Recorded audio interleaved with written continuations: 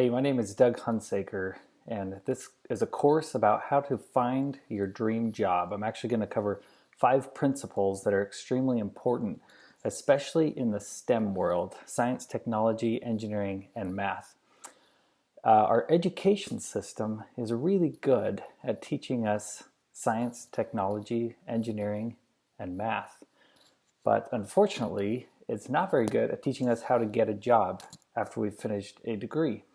I'm an educator. I teach at Utah State University, and I know this firsthand as well as I see it in my students. I see that they're very well prepared to go out and have a real significant impact on the world, on different companies, different organizations. They have the skills to do incredible things, and yet they don't know how to align themselves with those opportunities. I know personally, I thought that basically I just send a resume out to all these different companies and hope for the best. But that's a very ineffective way of going about finding a job that really aligns with what you want to do with your career. In this course, we're going to cover 5 principles. Over the years, I've seen it whittle down to these 5 important things.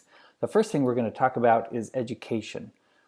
Whether or not your level of education is the level that you need in order to get the job that you're looking for. Do I go on to get an undergraduate degree at a university? Do I stay for a master's? Do I go on to get a PhD?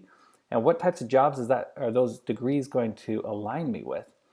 The second thing we're going to talk about is resumes. How do you write a good resume? What are they looking for? How do I structure a resume? Then we're going to get into a topic about portfolios. Now, portfolios are kind of an unconventional thing, but from my experience, I've seen it to be a very powerful tool to finding the right job and getting a job offer from a company that you're really interested in. So I'm going to teach you about that, even though it's something that's a little unconventional. We're also going to talk about networking. That's something that often engineers or mathematicians maybe don't feel real comfortable with, but it's actually very simple and doesn't need to make you feel uncomfortable. We're also going to talk about interviewing. There are some powerful tools to understand how to conduct yourself in an interview, what to wear, what to bring with you, and what to talk about. So we're going to talk about each of these 5 principles that I believe are incredibly important for finding your dream job. Now finally, before we get started, I want to talk about dream jobs in general. Each of us has a different dream job out there. We're each different human beings. We have different passions, different interests. We have different skill sets. And the trick here, I believe, is to align yourself with the job that's really, truly going to fill your passion. You know, they say if you find a job where it doesn't feel like work, then you never have to work a day in your life. And there's some truth to that. You know, a lot of people work. Most of the world works. And most of the people would call it work. I also work. I'm a teacher, as I said, but I actually don't feel like it's work. It's almost more like my hobby. I found a job that really matches my own personal passions, what I believe is important and interests me.